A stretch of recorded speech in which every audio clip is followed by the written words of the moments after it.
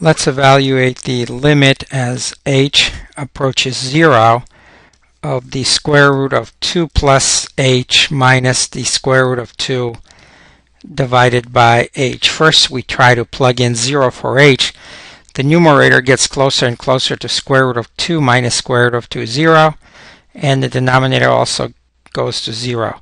This is an indeterminate form, and we're going to use the conjugation method to free up h in the numerator and eliminate the source of 0 over 0. So the way to do that is to take the numerator, which is square root of 2 plus h minus square root of 2.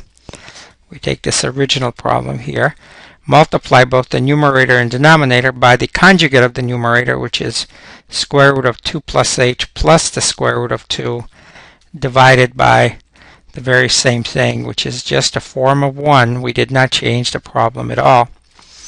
Now in the numerator, these two, because of the conjugation, is just the product of square root of 2 plus h by itself.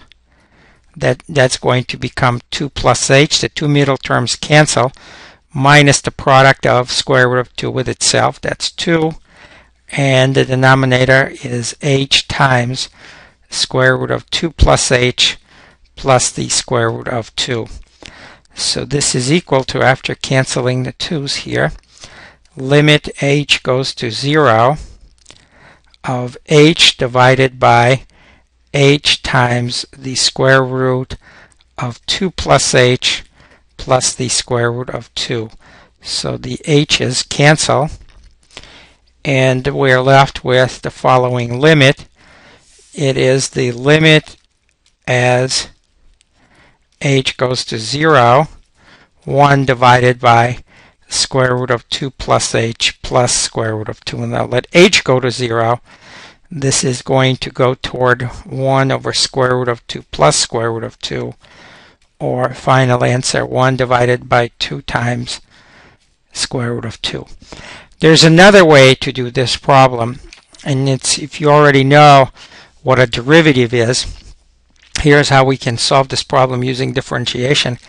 Let f of x equal to square root of x.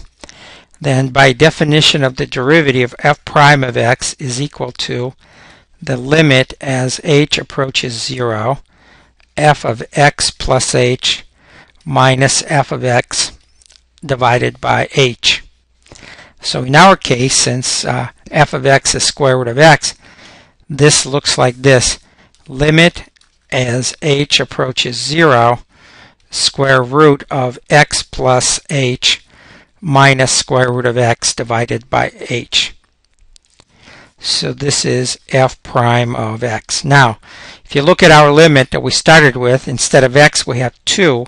So basically we're trying to find f prime of 2, which is limit h goes to 0, square root of 2 plus h minus square root of 2 divided by h.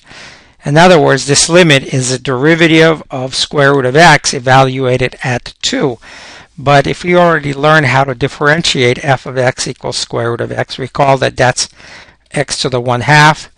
The derivative of this function is 1/2 x to the negative 1/2. That's the same as 1 over 2 square root of x. And now we plug 2 in for x, so f prime of 2 is our limit that we wanted to evaluate. H approaches 0, square root of 2 plus h minus square root of 2 divided by h. We just plug in 2 into the derivative, and that is 1 divided by 2 times the square root of 2. The same answer that we got using computing the limit directly. For